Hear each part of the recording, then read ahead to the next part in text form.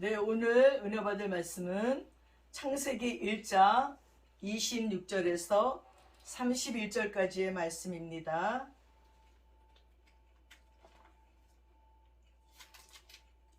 페이지 2페이지입니다. 찾으셨는지를 알고 제가 봉독해 올리겠습니다. 하나님이 이르시되 우리의 형상을 따라 우리의 모양대로 우리가 사람을 만들고 그들로 바다의 물고기와 하늘의 새와 가축과 온 땅에 기는 모든 것을 다스리게 하자 하시고, 하나님이 가라사대 우리의 형상을 따라 우리의 모양대로 우리가 사람을 만들고 그로 바다의 고기와 공중의 새와 육축과 온 땅과 땅에 기는 모든 것을 다스리게 하자 하시고, 하나님이 자기 형상 곧 하나님의 형상대로 사람을 창조하시되 남자와 여자를 창조하시고, 하나님이 자기 형상 곧 하나님의 형상대로 사람을 창조하시되 남자와 여자를 창조하시고, 하나님이 그들에게 복을 주시며 하나님이 그들에게 이르시되 생육하고 번성하여 땅에 충만하라. 땅을 정복하라. 바다의 물고기와 하늘의 새와 땅에 움직이는 모든 생물을 다스리라 하시니라. 하나님이 이르시되 내가 온 지면에 씨 맺는 모든 채소와 씨 가진 열매 맺는 모든 나무를 너희에게 주노니 너희의 먹을 거리가 되리라. 또 땅의 모든 짐승과 하늘의 모든 새와 생명이 있어 땅에 기는 모든 것에게는 내가 모든 새와 생명이 있어 땅에 기는 모든 것에게는 내가 모든 푸른 풀을 먹을 거리로 주노라 하시니 그대로 되니라. 하나님이 지으신 그 모든 것을 보시니 보시기에 심히 좋았더라. 저녁이 되고 아침이 되니 이는 여섯째 날이니라. 아멘. 개역개정과 개역한글이 함께 있어서 조금 헷갈렸습니다. 예, 할렐루야. 어느새 세월은 쏜살같이 흘러서 4월 마지막 날이 되었습니다. 그리고 주일이고 또 이제 다음 주부터 어린이 주일 시작이어서 이번 주로 어린이 주일로 했습니다. 그리고 가정의 달인 5월이 시작되고 있습니다. 이렇게 가정의 달을 주시면서 또 창세기에서 하나님께서 인간이 더불어 사는 것과 또 만물과 더불어 사는 것과 또 하나님 만든 세계 속에서 조화롭게 사는 것에 대해서 말씀해 주시는 것을 돌아보고자 합니다. 그래서 하나님이 남녀를 지어서 서로 돕게 하셨고 동물과 식물을 지어서 서로 조화를 이루게 하신 것은 놀라운 은총입니다. 독분 장군은 패하게 되어 있지요.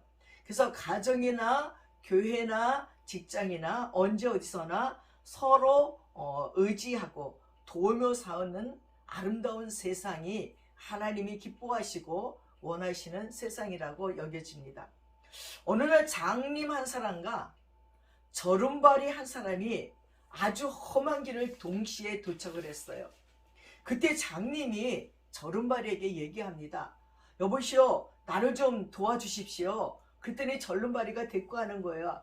아니, 내가 어떻게 당신을 도울 수 있습니까? 나는 지금 절름발이어서 내 다리를 끌고 가기도 힘듭니다. 이 험한 길 앞에서 나도 가기 힘든데 내가 어떻게 당신을 도울 수가 있습니까? 하고 얘기했습니다.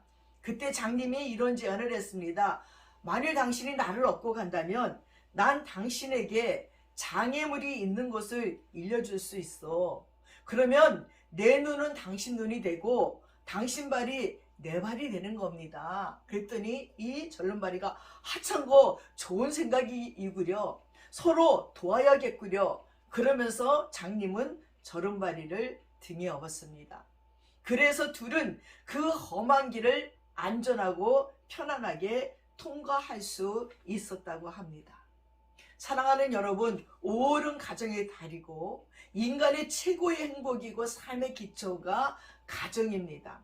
그래서 성경 안에서 최초의 가정은 어땠는지 돌아보고자 합니다. 오늘 이 장님과 저름발이처럼 서로 도우면서 살아야지만 화목하고 행복한 가정이 될 수 있습니다. 가정이 행복하고 견고하면 조금 가난하고 어려운 일이 있어도 문제가 없습니다. 그러나 가정이 흔들리면 불행의 연속이라고 합니다. 여러분이 너무나 잘 알고 있듯이 유명한 사람이 하나 있어요. 그 사람의 유명함은 살인자로서의 유명함이었습니다.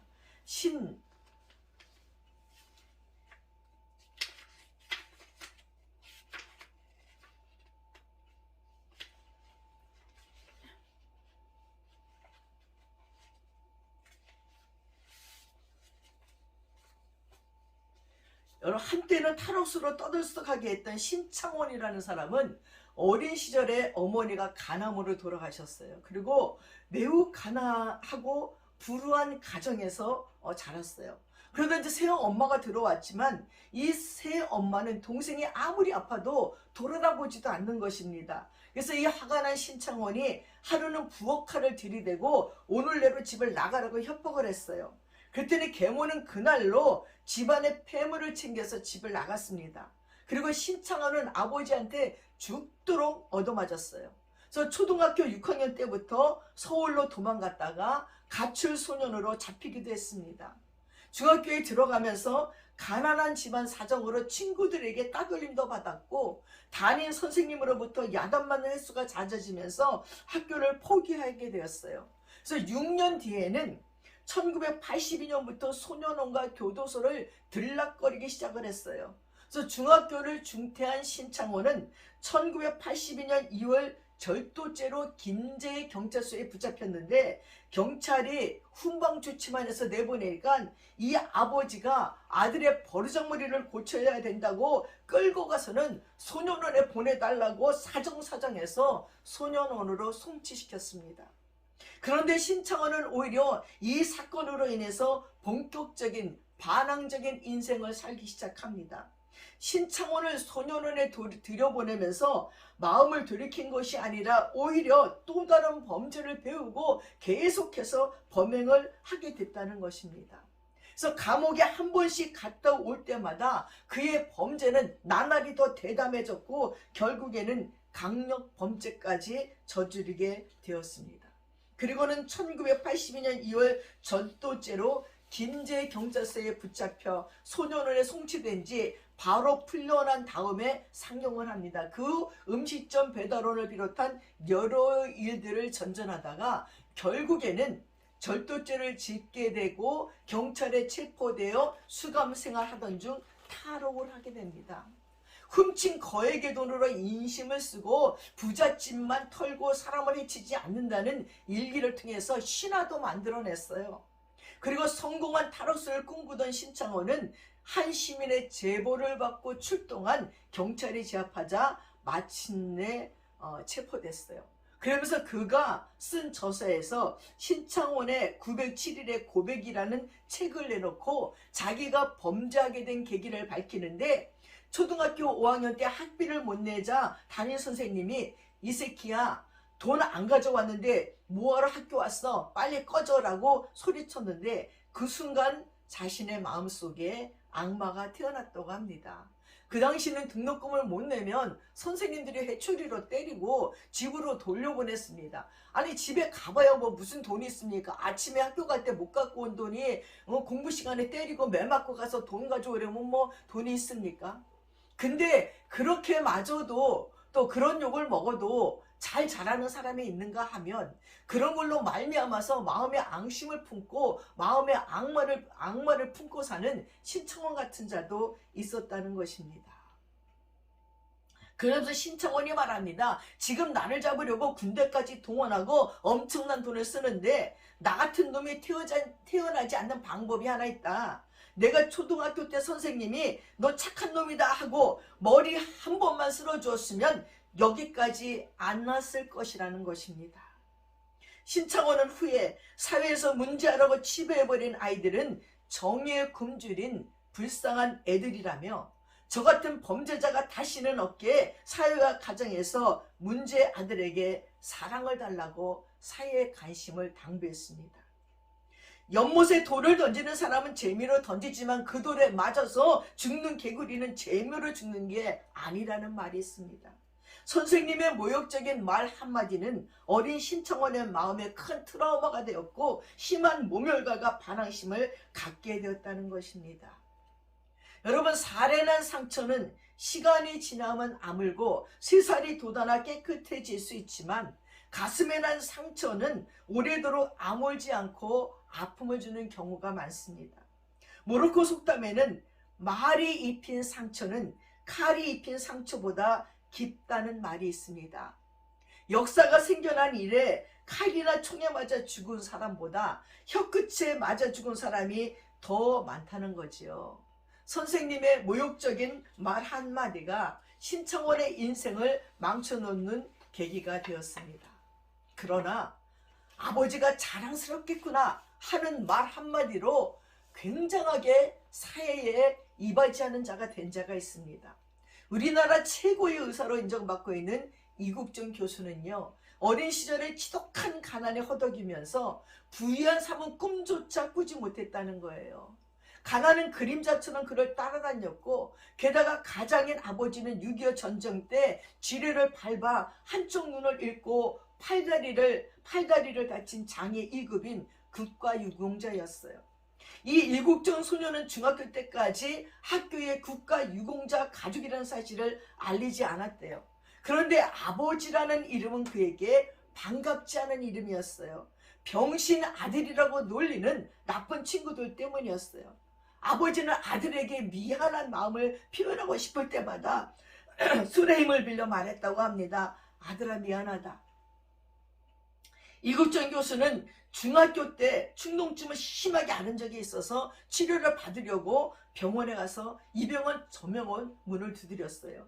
국가유공자라는 의료복지 카드를 내밀자 다른 병원에 가보는 게 낫겠다면서 다들 내치듯이 돌려보냈다는 것입니다. 여러 병원을 방문했지만 다 문정박대를 당했어요. 이 교수는 아직 어렸지만 우리 사회가 얼마나 냉정하고 비정한지를 뼈저리게 느꼈어요. 그런데 자신을 받아줄 다른 병원을 찾던 중 그는 자기 인생을 바꿔놓은 의사 한 분을 만났다는 거예요. 이학산이라는 외과 의사였어요. 그분은 두 손에는 날카로운 메스를 들고 있었지만 가슴에는 따뜻한 사랑을 품은 의사였어요. 그는 어린 이국정이 내민 의료복지 카드를 보고는 이렇게 말했어요. 이야, 아버지가 자랑스럽겠구나. 인수리의 의사 이학사는 진료비도 받지 않고 정성껏 치료해주면서 열심히 공부해서 꼭 훌륭한 사람이 되어라 하고 격려해줬습니다.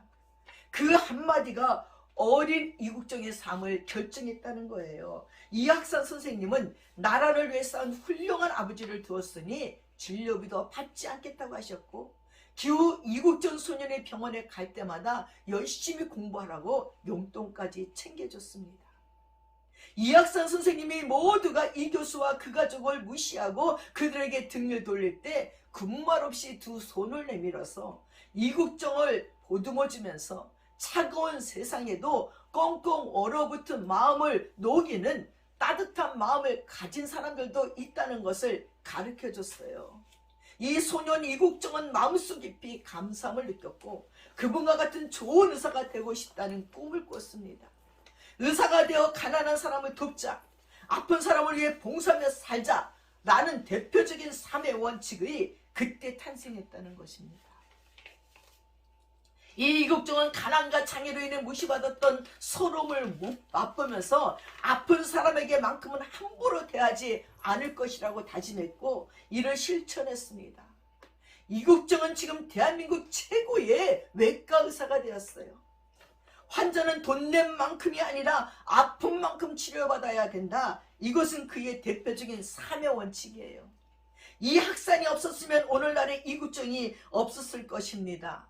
차가운 말 한마디가, 남을 배려할 줄 모르는 사람의 가시 같은 말 한마디는 한 사람의 인생을 파멸로 몰아놓고 어려운 처지에 있는 사람들을 깊이 생각하고 위로해주는 사람의 따뜻한 말 한마디는 한 사람의 인생을 아름답고 복된 인생으로 바꾸어 주었다는 것입니다. 이 두 사람의 인생관에서 이 말 한마디의 힘을 생각해 보게 됩니다. 사랑하는 여러분, 가정이라는 테두리 안에 있는 우리도 마찬가지입니다. 이렇게 서로를 격려해주고 약점을 감춰주면서 서로 도와줄 적에 그 가정은 아름답고 행복한 가정이고, 그 가정에서 격려받고 자라는 아이들은 지금은 아무것도 아닌 것 같지만 좋은 꿈을 꾸게 되면서 가슴에 사랑을 품고 성장해 갈 수 있다는 것입니다. 무소부지하시고 전능하신 우리 하나님께서는 우주 삼라만상을 창조하시고 특별히 최초의 가정을 창조했습니다. 사랑하는 여러분, 여러분은 언제 행복합니까? 로또 맞는 사람도 행복할 것입니다. 그러나 얘기를 들어보면 그 행복은 오래가지 않아요. 그 돈을 탕진에 쓰느냐고 나중에는 거지꼴이 돼서 잘 곳도 없어서 노숙자가 되는 인생들도 여럿 있더라고요. 그래서 그들이 하는 얘기는 차라리 내가 로또를 맞지 않았으면 하루하루 성실하게 살았을 터인데, 로또를 맞고 나니까 그 성실한 삶으로 돌아갈 수도 없었다고 얘기합니다. 사랑하는 여러분, 처음부터 형편없는 거짓 신세가 된 사람들은 그 거짓 신세에서도 꿈이 있으면 하루하루 성실히 살아갈 수 있습니다.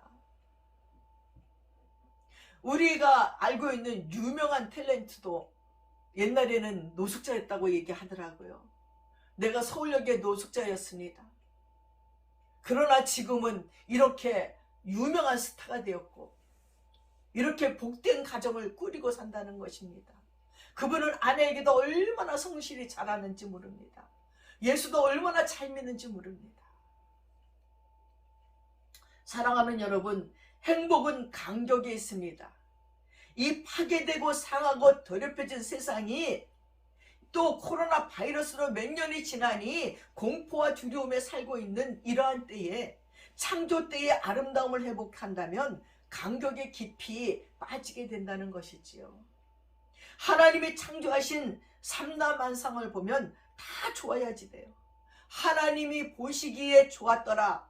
우리 보기에도 당연히 좋아야 됩니다. 천지 만물을 창조하신 하나님의 아름다움이 되살아나는 거예요. 여러분, 겨울은 겨울대로 아름답잖아요. 눈 쌓인 겨울을 생각해봐요. 춥지만 그 추운 것까지도 생명이 잉태되는 순간이라는 거예요. 봄이 되면 또 온갖 꽃들이 피어나서 얼마나 아름다운지요. 우리 동네도 벚꽃이 피죠. 목련이 피죠. 철쭉꽃이 피지요. 촐잎이 피지요. 좀 있으면 또 5월부터는 장미가 피기 시작하면 우리 눈을 얼마나 즐겁게 하고 하나님이 창조하신 아름다움이 얼마나 멋진지 몰라요. 이스라엘 가서 보니까요, 사막도 아름다워요. 광야도 아름다워요. 하나님이 만드신 모든 것은 얼마나 신비롭고 아름다웠고 경이로운지 모릅니다.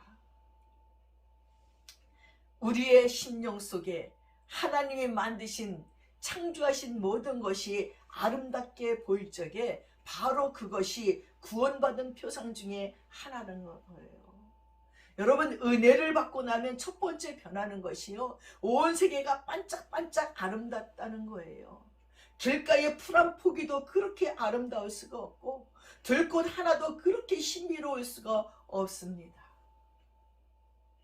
정말 봄이 되어서 피어나는 꽃들을 바라보면서도 죽은 나무 같았던 그곳에 새 순이 나는 것을 바라보면서 마른 나무 가지에 물기가 올라 또다시 초록잎으로 연두잎으로 만드는 것을 바라보면서 얼마나 흥분되면서 얼마나 행복한지 모릅니다. 사랑하는 여러분, 이렇게 첫 번째가 자연 창조였습니다. 그리고 두 번째가 인간 창조입니다. 여러분, 진화론이 왜 나왔을까요? 인간은 어떤 존재이고 나는 어떤 존재인가를 끊임없이 묻는 것이 철학이나 신학입니다.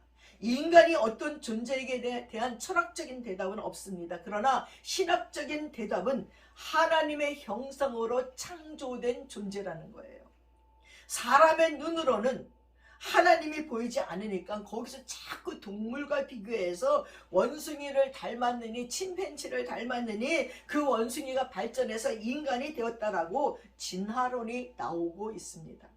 하나님이건 사람이건 무엇을 만들면 모든 사람의 의도가 있어서 만들어지는 것이에요. 저는 때때로 마음이 복잡하면 재봉틀로 득득 박아서 옷도 만들어보고 여러 가지 이렇게 만들어 봅니다. 만들 적에 생각하지요. 아, 원피스를 만들까? 바지를 만들까? 잠옷을 만들까? 아니면 이불을 만들까? 또 이 옷을 어느 때 입을 것인지 의도를 가지고 만듭니다. 마찬가지로 하나님이 인간을 만들 적에는 분명한 의도가 있었다는 거예요. 그 어떤 인간도요, 하나님이 섣부러 만들지 않았어요. 어저께 그 유튜브에서 보니까요, 세상에 허리까지 뿐이 없는 사람이 달리기를 해요. 두 팔로 쇠같이 달려요. 그리고 몸만 있어요, 위에만. 근데 막 날마다 헬스장에서 운동을 하고 근육을 키우고 얼굴이 막 달덩이같이 하네요. 저는 가슴이 찌릿찌릿했어요.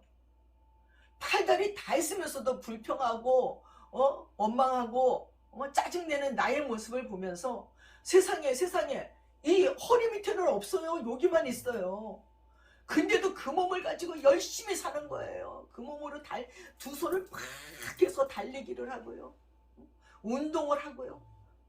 이 반쪽짜리 몸을 가지고도 할 수 있는 모든 것을 하는 걸 바라보면서 감동이었어요. 하나님, 저것이 정말 나를 창조하신 하나님을 향해서 경외함이고 존중함이고 순종함이네요. 하나님이 나를 어떻게 만들었든지 간에 그 만들어진 곳에서 최선을 다하는 모습을 바라보면서 마음의 죄책과 감동이 밀려왔었습니다. 하나님은 그분도 의도가 있어 만들었다는 거예요. 더 불행한 사람들이 그를 바라보며 용기를 얻고 힘을 얻게 되는 거죠. 야, 저 사람도 사는데 나도 살 수 있어. 내가 못할 게 뭐가 있어. 근데 그 옆에 또 한 뉴스에 뭐가 나냐면, 한 흑인이 다리 위에서 자살하려고 다리 위에 난간을 올라갔어요. 그리고 그 뒤에 난간이 이제 붙잡고 떨어지기 일보 직전이에요. 근데 그곳에서 천사의 음성을 듣습니다. 거기를 경비하며 지나가던 사람이 이런 말을 하는 겁니다. 당신의 자녀는 지금 어디 있습니까? 이 흑인은 너무너무 가난한 거예요. 아기를 낳았는데 아기가 태어난 그날 아기가 또 병이 들어가지고 이 입원비도 마련할 수가 없는 거예요. 그래서 다리 위로 해서 한참을 고민하며 걷다가 죽어야지 하고 이제 다리 난간을 붙잡고 넘어갔는데, 그 사람이 당신의 가장 소중한 것은 어디에 있습니까? 묻는데 깜짝 놀란 거예요. 그 말을 듣고 정신이 나서 쳐다보니까 두 사람이 그를 끌어올렸어요. 그러고는 그 건져준 사람이 얘기하기를, 나도 전에 이렇게 죽고 싶어서 이 다리를 오고 가다가 이렇게 떨어지려 그랬을 적에 생각했습니다. 하나님의 소리가 들렸습니다. 당신의 가장 소중한 그 아기는 어디 있습니까? 근데 갑자기 병원에 있는 자기 아기가 생각나는 거예요.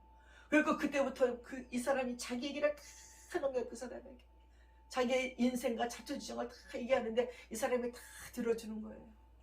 그러면서 훗날 그가 얘기하기를, 자살을 하고자 하는 사람은 누가 내 얘기만 들어줘도 자살하지 않는다는 거예요. 그래서 그때부터 그 두 사람은 그 다리 위를 걸으면서 자살하려고 다 난간을 올라서는 사람마다 다 구해냈어요. 그래갖고 수백 명을 구해내갖고 표창장을 받았다는 겁니다.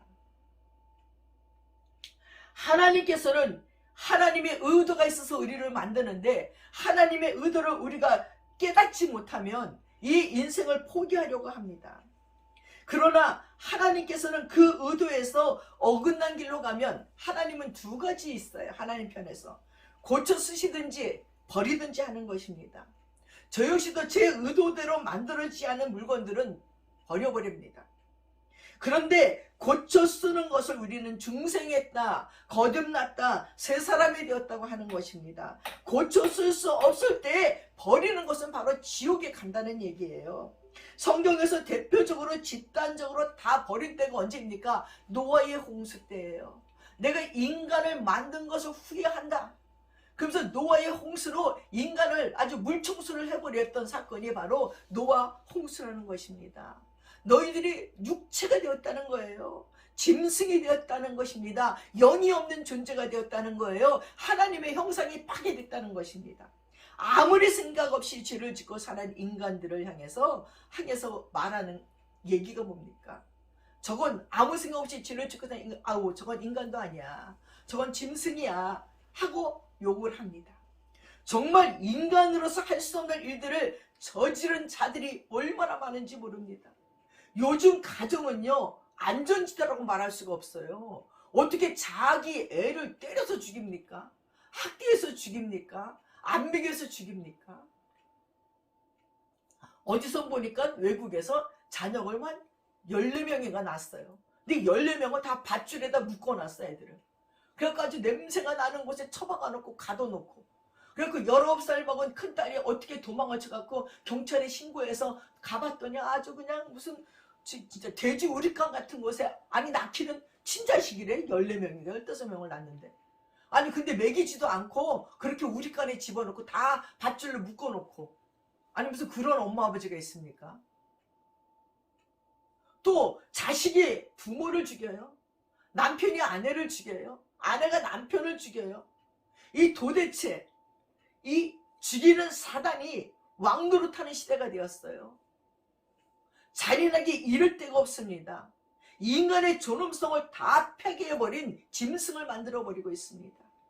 음란과 음행과 살인과 거짓과 도둑질과 우상숭배를 하는 그들이 바로 짐승이라는 거죠. 그러면 하나님이 창조한 인간, 하나님의 형상은 뭡니까? 하나님의 형상은 내적인 영이 하나님의 영과 교류할 수 있는 영적인 존재 속에 하나님의 입김이 후하고 들어오고 내 영이 살아서 하나님과 교제할 수 있는 것을 말합니다. 하나님의 형상은 간단해요. 바로 예수님을 보면 됩니다. 아담은 하나님의 형상을 상실했기에 알 수가 없어요. 그래서 예수가 둘째 아담으로 왔다는 것은 하나님의 형상으로 오셨다는 것입니다. 흠도 점도 없는 예수님이 오셔서 우리에게 이그러진 하나님의 형상을 회복시켜 주셨습니다. 그러니 예수 믿고 구원받으라는 말은 예수 믿고 예수처럼 되라는 것입니다. 이것이 바로 살 길이에요. 예수는 하나님의 명령에 죽기까지 순종했어요. 높고 높은 보좌를 버리시고 낮고 천한 인간의 모습으로 오셔서 인간들과 33년의 생을 사시고, 그리고 배고픔과 굶주림과 추위와 더위와 배신과 사랑과 십자가에 못 박히신가, 채찍에 맞으신가, 온갖 굴욕을 다 당하시고 물과 피를 다 쏟기까지 순종하셨습니다. 그러나 최초의 인간 아담은 하나님의 명령을 어겼습니다. 예수는 사람을 죽기까지 사랑하셨는데 죽으시면서도 저들의 죄를 용서해 주시라고 하나님께 부탁을 드렸는데, 첫 번째 사람 아담을 보십시오. 궁지에 몰리니까 비겁하기 이를 데가 없어요.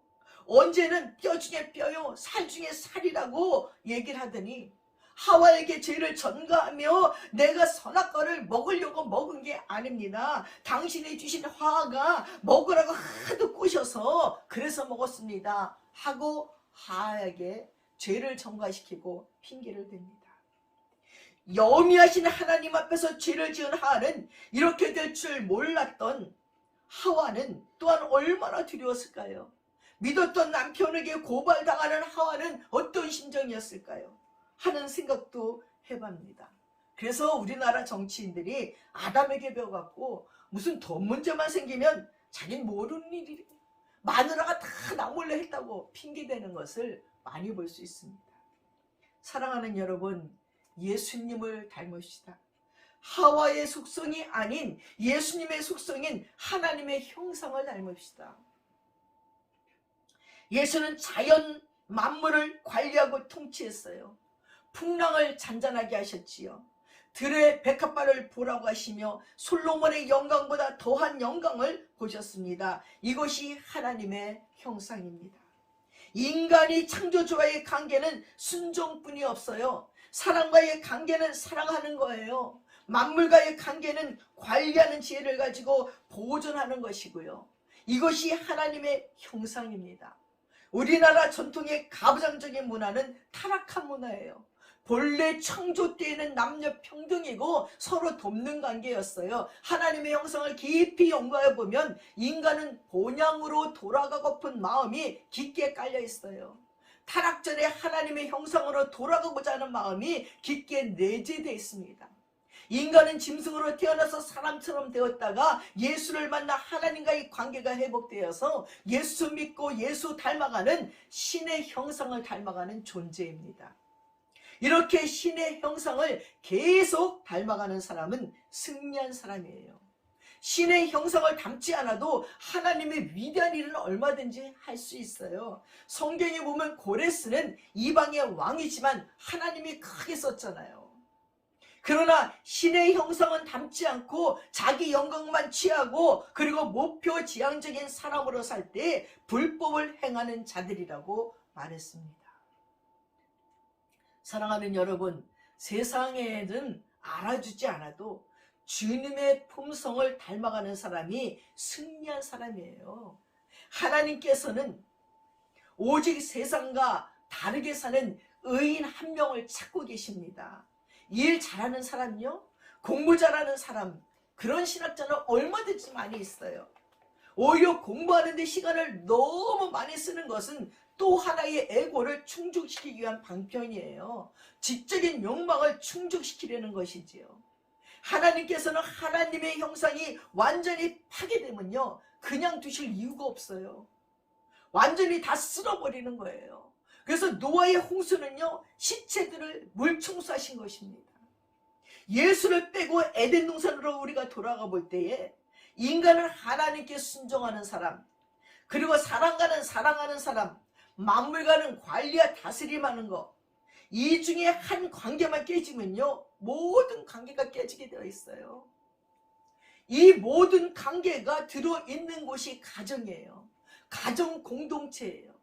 가정 공동체에서 하나님께 순종하지 않거나 사람을 사랑하지 않거나 만물을 다 관리하고 다스림이 없다면 그 가정은 깨져버리고 맙니다.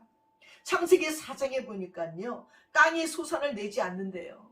그래서 광야가 되었어요. 먹을 것이 없어졌어요. 그때 사람과도 하나님과도 관계가 깨어져 버리는 것을 볼 수 있습니다.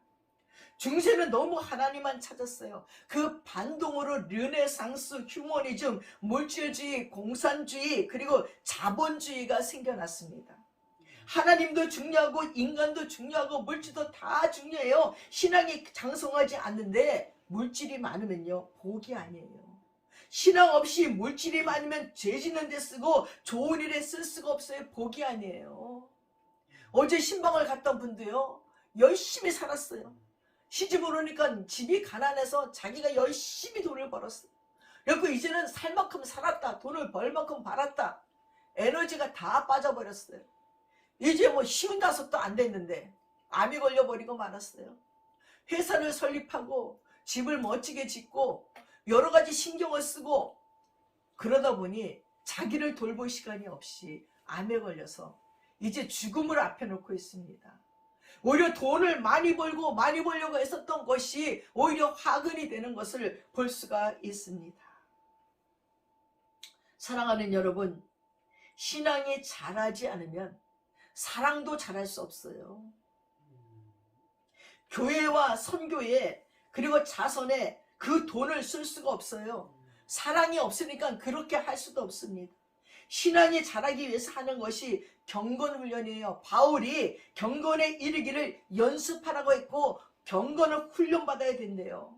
베푸는 것도 선교 헌금을 하고 가난한 자를 돕는 것도요, 교회를 위해서 돈을 내고 헌금을 하는 것도 훈련을 해야지만 된다는 것입니다. 그렇게 훈련이 되어 있으면 금생과 내생에 유익이 많다고 했습니다. 사랑하는 여러분, 우리가 하나님을 어떻게 알 수가 있습니까? 이 작은 머리로 이 좁은 생각을 가지고 그 크신 하나님을 어떻게 알 수가 있습니까? 그러나 하나님은 바로 예수 그리스도를 통해서 체험으로 알 수 있습니다. 사람은 사랑하면서 사람을 알아갑니다. 사랑하면 알게 되어 있어요. 만물도 사랑하면서 관리해 가는 것입니다. 체험으로 아는 것이 가장 중요해요. 그러나 체험이 체험되기 위해서 하는 중요한 학문이 신학입니다. 신학과 체험이 같이 가야 돼요. 인간을 더 사랑하기 위해서 하는 것이 인문학이고 사회학입니다. 또한 만물을 잘 관리하기 위해서 하는 것이 자연과학이기도 합니다. 다윗이 왕의 사이가 되는 것이 경한 줄 아느냐 했습니다. 정말 목사가 되고 보니까 목사가 되는 것이 어떤 것인 줄 압니다. 정말 목사가 되는 것이 경한 줄 아느냐입니다. 신을 알고 사람을 알고 만물을 알아야 돼요. 신의 아름다움과 자연의 아름다움과 인간의 아름다움을 노래하는 것이 예술이에요. 예술의 시대에게 예술도 알아야 됩니다. 교인이 몇 명인가 보다 훨씬 더 중요한 것이 내가 하나님을 아는가예요. 사람을 아는가입니다. 만물을 아는가입니다. 내가 신의 형상으로 자꾸 회복되어 가고 있는가입니다. 교회만 다닌다고 예수 다 잘 믿는 거 아니에요. 공부 잘못하는 사람에게 공부 잘하라고 말하는 게 스트레스잖아요. 교인들이 예수 잘 믿으라고 강요하거나 바라지도 말라는 거죠. 나 하나 그냥 예수 잘 믿으라는 거예요. 서로 너 잘 믿으라 할 것 없이 나 하나 잘 믿으면 된다는 거죠. 목사가 되고 나니까 모든 면에 보편적인 상식 이상이 있어야 된다는 겁니다. 역사 속에 살아있는 하나님의 사랑으로 만들어가는 일을 하는 것이 목사가 하는 일이에요. 하나님이 만물을 다 만드시고 일곱째 날에는 또 안식하라고 하시잖아요. 쉬는 것이 복이에요. 아니 이스라엘에 갔더니 금요일 오후부터 토요일 오후까지 샤밧이라고 다 하셔요. 모든 국가에서 경영하는 모든 단체들은 다 쉬어요. 차도 안 다녀요. 트랩도 안 달리고 버스도 안 다니고 기차도 안 다니고 비행기도 다 안 해. 다 안 해요. 정말 안식일같이 거리가 쭉 해요. 근데 또 너무 율법적으로 지켜서 문제지요. 그리고 이방인들에게 아주 웬일로 초대를 해서 가면은 초대 다 안 되면 나 좀 따라오세요 하고 위층에 올라가서는 에어컨 스위치 좀 눌러주세요. 스위치 누르는 것도 괜한 일이어서 안식일을 안 한다고 이방인들에게 그거 눌러달라고 데리고 가는 걸 보면서 진짜 이거는 좀 모순이 많다 하는 생각도 해보지만 그렇게 안식일을 지키고 쉬려고 한다는 것입니다. 장기영 씨라고 한국일보 부회장이 있었어요. 이분은 25시간을 일한대요. 정신없이 일하면 안 된다는 거예요. 정신 차리고 살아야 된다는 거죠. 사람은 일하는 복과 쉬는 복을 받아야 돼요. 일하는 사람, 유명한 사람이 되려고 하지 말래요. 유명한 사람이 되면요, 쉴 기회도 시간도 없어요. 쉬어도 힘이 아니라는 것입니다. 그래서 인간은 네 가지의 복을 받아야 되는데 하나님을 사랑하는 즐거움을, 사람을 사랑하는 즐거움을, 그리고 만물을 사랑하는 즐거움을, 네 번째는 쉬는 즐거움을 받아야 된다는 것입니다. 사랑하는 여러분, 위대한 사람, 큰 사람은 되게 쉼의 복이 없어요. 하나님은 쉼의 복으로 창조를 마치셨습니다. 뭐 대단한 일을 한다고 쉬지 않고 일합니까? 밤을 새고 일합니까? 예수도 밤에는 주무셨대요. 세상에서 잘났다는 사람 때문에 오히려 문제가 많기도 해요. 이름도 없이 살아가는 것이 물같이 바람같이, 바람은 어디서 와서 어디로 가는지 모르잖아요. 그래야 대자유인이 된답니다. 물은 계속 낮은 곳으로 흘러갑니다. 그렇게 겸손의 길, 예수의 길을 가야 되고 자유로우려면 하나님의 율례와 법도를 잘 지켜야 돼요. 도둑은요, 쫓아오는 자가 없어도 도망간대요. 지레 겁을 먹고 도망가는 거죠. 자유가 없어요. 자기 멋대로 살면 자유롭지 못하다는 거예요. 내 생각을 관철시키려고 하면 자유롭지 못합니다. 저 사람이 어떻게 생각하느냐를 생각해야 되고 늘 다른 사람들의 눈치를 봐야 되니까요. 그저 나는 내 할 일만 열심히 하면 된다는 겁니다. 대자유인이 되려면 하나님의 율례와 법도를 지켜야 돼요. 교회에서 자유로우려면 교회에 충성해야 되고 하나님께 충성하면 자유롭게 하십니다. 가정에 충성하면 가정에서 자유롭게 됩니다. 얼마 전에 끝난 부부의 세계라는 드라마에서요, 남편이 바람이 나니까 가정에서 자유롭지가 않아요. 핸드폰이 울리면 깜짝 놀라고 긴장해서 계속 거짓말을 해야 되고 아내 눈치 보고 가정에 충성하지 않으니까 자유를 잃어버려요. 그래서 우리가 자유로우려면 하나님을 열심히 사랑해서요. 죄 짓는 것은 상관없어요. 죄를 지을 수밖에 없는 존재예요. 그러나 하나님을 열심히 사랑하면 죄질 마음이 없어져요. 그러니 하나님을 사랑하는 것이 먼저입니다. 그리고 신의 복을 가지십시오.